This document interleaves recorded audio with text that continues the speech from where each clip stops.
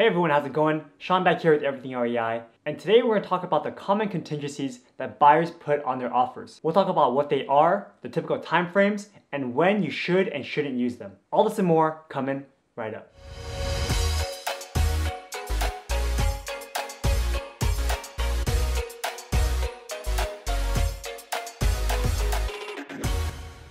So for those of you who are new to this channel, my name is Sean. I'm an investor here in the Bay Area, and on this channel we go over real estate investing tips, strategies, and current events to help you learn more about the business and to help you become a real estate investing boss. So today we're going to talk about the different contingencies that people put when they put an offer on a home. The contingency is just a way to protect the buyer, for them to be able to get back their 3% down payment, also known as their EMD, in case something wrong happens. The first one is a loan contingency, and that's when you can't get a loan for the home. So as you know, most people don't just buy a house outright. They usually get a loan for the property. They usually put down 20% and then go to the bank for the rest of the money. But sometimes during the underwriting process, the lender might say that they can't do this deal for whatever reason. And because of that, you might say, hey, I thought I was going to be able to get this property. I did everything in my power to get this loan, but it didn't go through. If you have a loan contingency, then you're able to cancel the contract and get your 3% EMD back. All the loan contingencies have negotiable timeframes, but typically it's going to be 21 days. So if you submit an offer and you just use the default timeframes, then you're going to have 21 days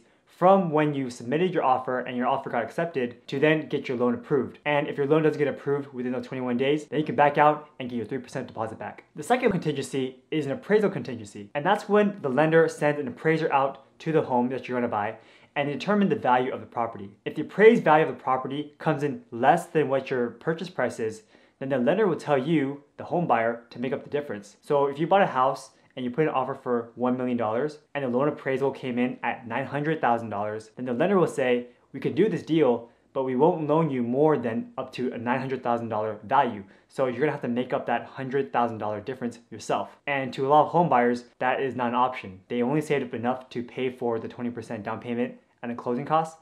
So if the appraisal comes in lower, then they have no choice, they have to back out as well.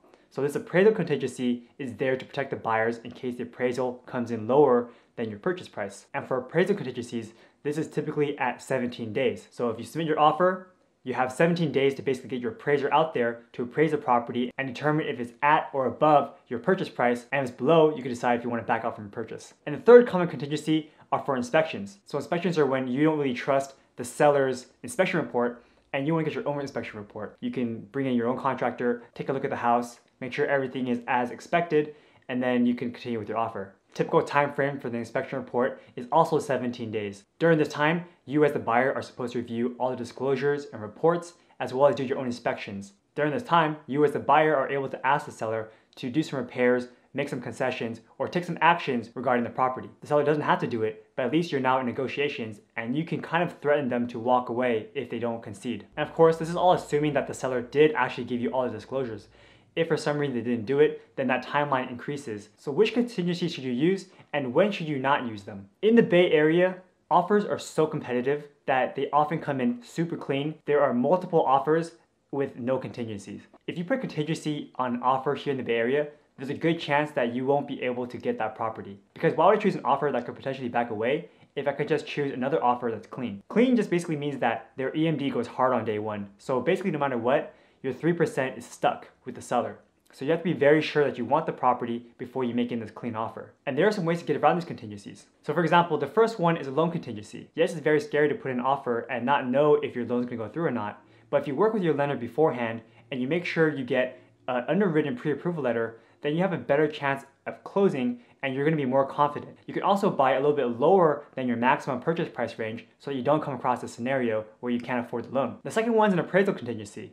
You never know what an appraiser is going to do and how they're going to value your property. But what you can do is work with your agent and make sure you have great comps. So comps are basically comparables, and they'll look at what other homes of similar size and build are selling for around that subject property. And by doing a good comparable market analysis, or CMA, you're going to be very confident in knowing what homes are selling for in a certain area. So your agent should hopefully guide you into making a good offer and not making some crazy overpriced offer just to win this home. That way, you're gonna be pretty confident that your appraisal will go through and then you won't need this appraisal contingency. And the third one is an inspection contingency. And if you have an inspection contingency on your purchase agreement, the sellers will probably not want to work with you because they already have disclosures, they already have an inspection report, so you should be already very confident with the property.